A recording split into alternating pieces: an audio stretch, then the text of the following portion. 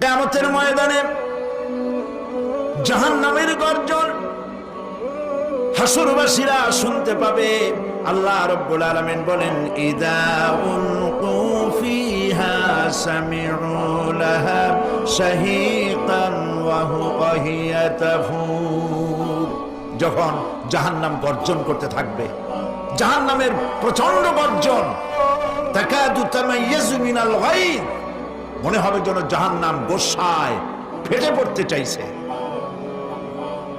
কুল্লামা উলকিয়া ফিহা ফাওজুন সাআলাহুম খাযানাতুহা আলাম ইয়াতিকুম নাযীর। যখন কোন দলকে জাহান্নামের কাছে নিয়ে যাওয়া হবে, জাহান্নামের দ্বার রক্ষী বলবে, কেন জাহান্নামে আসলি?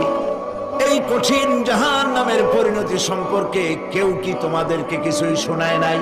কোন সতর্ককারী কি তোমাদের কাছে আসে নাই? জাহান্নামীরা বলবে, ক্বালু বালা ক্বাদ জাআনা নাযীর। হ্যাঁ, আমাদের কাছে সতর্ককারী এসেছিল। জাহান্নাম বড় কঠিন জায়গা। হাসরবাসীরা জাহান্নামের গর্জন শুনতে পাবে। খুব কঠিন জায়গার দিকে আমরা প্রতি মুহূর্তে অগ্রসর হচ্ছি।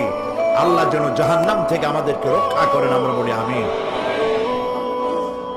ফাকাযযাবনা ওয়া কুলনা মা নাযালাল্লাহু মিন শাই। আমরা সতর্ককারী আমাদেরকে জাহান্নামের কথা বলেছে, জান্নাতের কথা বলেছেন, আমরা এটাকে মিথ্যা মনে করেছি আর মনে করেছি আল্লাহ সব কিছুই নাজিল করে নাই। জাহান্নামীরা আফসোস করে বলবে, ওয়াকালু লাউ কুন্না নাসমাউ আও নাআকিলু মা কুন্না ফি আসহাবিস সাঈর। আরে যদি শুনতাম, নাসমাউ মানে মানতাম, যদি মানতাম, আলেমেরা যা বলেছিলেন কোরআন থেকে হাদিস থেকে, নবীরা যা বলেছিলেন, যদি মানতাম আর যদি বুঝতাম, আমল করতাম, আজকে জাহান্নামের কঠিন শাস্তির মুখোমুখি আমাদেরকে হতে হতো না। প্রিয় ভাই সব, জাহান্নাম বড় কঠিন জায়গা হবে। এই জাহান্নামে কারো মৃত্যু হবে না। এই পৃথিবীতে রোগ হোক, যত বড় মারাত্মক রোগ হোক, একদিন রোগী যারা জীর্ণ হয়ে ক্লান্তি হয়ে মৃত্যু হয়ে যাবে ঠিক, কিন্তু মানুষ যখন জাহান্নামে চলে যাবে, মৃত্যু যতই কামনা করুক না কেন, মৃত্যু আর আসবে না। আল্লাহ পাক বলেছেন, সুম্মা লা ইয়ামুতু ফিহা ওয়া লা ইয়াহইয়া। জাহান্নামের কঠিন শাস্তি, মানুষ সেখানে বাঁচবেও না, মরবেও না, এমন এক দুরবস্থার মুখোমুখি হতে হবে পৃথিবীর মানব মণ্ডলীকে, কাফেরদেরকে, যারা জাহান্নামে যাবে। জাহান্নামীরা মৃত্যু কামনা করবে, বলবে আরে যদি মরে যাইতাম।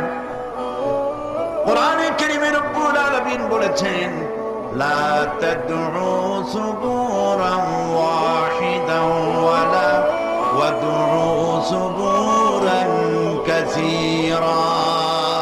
এক মৃত্যু কামাই করো না, একটা মৃত্যু কামনা করো না। হাজারবার যদি মৃত্যু কামনা করো, মৃত্যু আর আসবে না। এই জাহান্নামের কঠিন শাস্তির ভেতরে মানুষকে থাকতে হবে। প্রিয় ভাই সব, এই জাহান্নামে সামান্য সামান্য পাপের কারণে, যে কোনো পাপের কারণেই জাহান্নাম হবে না। এই জাহান্নামে কারা যাবে তার একটি বয়ান আল্লাহ পাক কোরআন শরীফের মধ্যে বলে দিয়েছেন।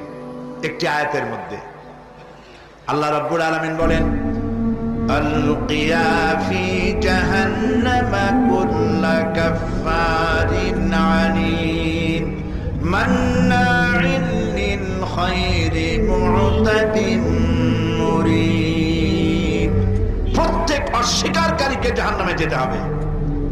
যারাই আল্লাহ পাককে অস্বীকার করেছে তাদেরকে জাহান্নামে নিক্ষেপ করা হবে।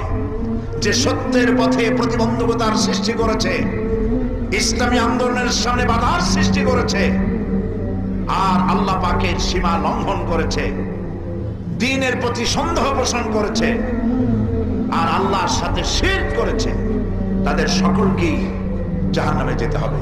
নাউযুবিল্লাহি মিন যালিক। আল্লাহ পাক এর থেকে আমাদেরকে হেফাজত করুন, আমরা বলি আমিন। প্রিয় ভাই সব, নবী রাসূলগণ তারা এই পৃথিবীতে আল্লাহর দেওয়া জীবন বিধান নিয়ে এসেছিলেন। একে অস্বীকার যারা করবে তাদেরকে কিয়ামতে জাহান্নামে নিক্ষেপ করা হবে। প্রতি মুহূর্তে আল্লাহর রহমতের উপরে বেঁচে থেকে যারা আল্লাহ পাকের কৃতজ্ঞতা স্বীকার করবে না তাদেরকেও জাহান্নামে যেতে হবে। কোরআনে কারিমে আল্লাহ পাক বলেছেন, লা ইন শাকারতুম লা আযীদান্নাকুম ওয়া লা ইন কাফারতুম ইন্না আযাবি লাশাদীদ। আমার নিয়ামতের কৃতজ্ঞতা যারা স্বীকার করবে, আমার নিয়ামতের শুকর যারা আদায় করবে, আমি তাদের নিয়ামতকে বাড়ায় দেব। আর যারা অস্বীকার করবে, শুকর আদায় করবে না, তাদের জন্য শাস্তি দেওয়া হবে। এই জন্য আল্লাহ পাকের নিয়ামতের শুকরিয়া আদায় করতে হবে। 2 নম্বরে আল্লাহ পাকের হুকুম আহকাম মেনে জীবন পরিচালনা করতে হবে। নবীরা আল্লাহ পাকের পক্ষ থেকে যে দ্বীন নিয়ে এসেছেন ওই দ্বীনের আনুগত্য করতে হবে, বিরোধিতা করা যাবে না। যারা ইসলামী আন্দোলনের বিরোধিতা করবে, আল্লাহর দ্বীন প্রতিষ্ঠার পথে যারাই বিরোধিতা করবে, জায়গা হবে কোথায়? জাহান্নাম। ভাই সব, জাহান্নাম বড় কঠিন হবে। সেদিন কেউ সুপারিশ করবে না, কোনো উপায় থাকবে না। কিয়ামতের ময়দানে আমলনামা ছেড়ে দেওয়া হবে। জাহান্নামীদের আমলনামা পেছন থেকে বাঁ হাতে আসবে। কোরআনে কারিমে আল্লাহ পাক বলেন, ওয়া আম্মা মান উতিয়া কিতাবাহু বিশিমালিহি ফায়াকুলু ইয়া লাইতানি লাম উতা কিতাবিয়া। পেছন থেকে বাম হাতে যার আমলনামা আসবে, সে বলবে, আরে আমারে যদি কিতাবটা, আমার যদি আমলনামা না দেওয়াই হতো কত না ভালো হতো, আমার যদি হিসাব না নেওয়া হইতো কত ভালো হতো। ওয়ালাম আদরি মা হিসাবিয়া ইয়া লাইতাহা কানাতিল কাদিয়া। আমার হিসাব যদি আমি আদৌ না জানতাম তাহলে কতই না ভালো হতো। হায়, আমার মৃত্যু যদি দুনিয়ায় শেষ হয়ে যেত, আর যদি এই ময়দানে ওঠা না লাগতো। মা আগনা আন্নি মালিয়া হালাকা আন্নি সুলতানিয়া। আজ আমার অর্থ সম্পদ কোনো কাজে লাগলো না, আমার ক্ষমতা প্রতিপত্তির কোনো কাজে লাগলো না। বড় বড় বাদশাহ, বড় বড় প্রেসিডেন্ট, প্রধানমন্ত্রী কিয়ামতে এতিমের মতো দাঁড়ায় থাকবে, বলবে, আমার দলবল কই, যারা সেলুট দিত তারা কই, টাকা কই, পয়সা কই, বিষয় কই, সম্পত্তি কই, কিচ্ছু পাবে না। প্রিয় ভাই সব, এই পৃথিবীতে ক্ষমতা যতদিন থাকে পুলিশ সেলুট মারে, আর্মি সেলুট মারে। আমল যদি খারাপ হয় ফেরেশতা যে কি দিয়া মারবে চিন্তাই করতে পারেন। আমি লক্ষ্য করেছি, পুলিশ, বিডিআর, আর্মি যখন সেলুট দেয় 2 রকম মারে, হাত দিয়া মারে আর বুট পায় আছে, এক জুতা আর এক জুতার সাথে ঠস করে আরেকটা লাগায়। আমি চিন্তা করছি 2টা দেয় কেন, হাত দিয়েও দিল, পাও দিয়েও দিল, অর্থ কি? অর্থ পরিষ্কার।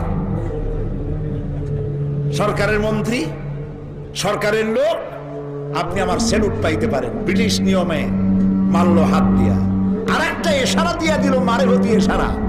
সরকারে থাইকা যদি জনগণের সর্বনাশ করেন, মুসলমান দেশের তথ্য পাচার করে মুসলিম দেশের স্বাধীনতা যদি হরণ করতে চান, আর যদি ধরা পড়েন, তাহলে হাত দিয়া না, ওইটা দিয়ে মারবো।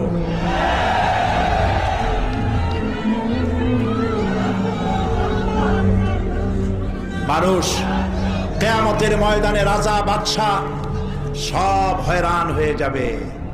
জাহান্নামীদেরকে, কাফেরদেরকে, কাফেররা উপস্থিত হবে। কোরআনে কারীম আমলনামা বাম হাতে, বেঈমানদের বাম হাতে আমলনামা দিয়ে আল্লাহ পাক বলবেন খুযুহু ফাগুল্লুহু সুম্মাল জাহিমা সাল্লুহু সুম্মা সিলসিলাতি যারউহা সাবউনা যিরাআন ফাসলুকু। আল্লাহ পাক বলেন পাকড়াও করো, কে ধরো, খুযুহু ধরো, ফাগুল্লুহু ওর গলায় বেড়ি লাগাও, সুম্মাল জাহিমা সাল্লুহু এরপর জাহান্নামে নিক্ষেপ করো, সুম্মা সিলসিলাতিন যারউহা সাবউনা যিরাআন ফাসলুকুহু 70 গজ লম্বা শিকল দিয়া বাঁধো, জাহান্নামে নিক্ষেপ করো। এই জাহান্নামে ওই সব কাফিরদের জন্য হবে এই আযাব। আল্লাহ পাক কেন দিবেন কারণ সম্পর্কে আল্লাহ পাক বলেন ইন্নাহু কানা লা ইউমিনু বিল্লাহিল আযীম ওয়া লা ইয়াহুদ্দু আলা তুআমিল মিসকিন। কারণ হলো এরা আল্লাহ পাকের উপরে বিশ্বাস স্থাপন করত না। বড় বড় বুদ্ধিজীবী, বড় বড় বুদ্ধিজীবী, বড় বড় কবি। আহারে, আমার দেশের এক কবি বলল ফজরের নামাজের আজান যখন শুনি মনে হয় বেশ্যা তার খরিদ্দার ডাকতেছে। মুসলমান নামের কলঙ্ক, মানুষ নামের পশু। এই কবিকে তদানীন্তন প্রধানমন্ত্রী রাষ্ট্রীয় পুরস্কার দিয়ে ধন্য করেছে। নাউযুবিল্লাহ। আল্লাহ বরদাস্ত করেন নাই। কোরআনের সাথে ইসলামের সাথে যারা বেয়াদবি করেছে আল্লাহ পাক এক থাপ্পড় দিয়া সব বেয়াদবদের সহায় দিয়েছে। আল্লাহু আকবার। জাহান্নামের দুইটা কারণ হবে। একটা হলো আল্লাহকে অস্বীকার করেছে, নামাজ নাই, রোজা নাই, তাকায় দেখবেন চেহারাটা মুসলমানের মতো মনে হয় না, বুদ্ধিজীবী, পাটের দড়ির মতো চুলগুলো ফুরফুর করে চারপাশে, উপরে তো নাই। আর যদি থাকেও সেগুলো এমন অবস্থা কাউয়ায় যদি রাস্তায় পায় ডিম পাড়ি ধুয়ে যাবে। চুলের অবস্থা ওই, মোষের অবস্থা ঢাকনার মতো। কিছু কিছু মশলা তো এমন আছে 5 ব্যাটারি টর্চ লাইট মারলেও বোঝার উপায় না, বেচারা হাসে না কান্দে। এইভাবে করে মাথার দশাই, চুলের দশাই, এগুলো হলো বুদ্ধিজীবী। আর এইগুলো হলো ওনাদের কলিজার টুকরা। ঠিক।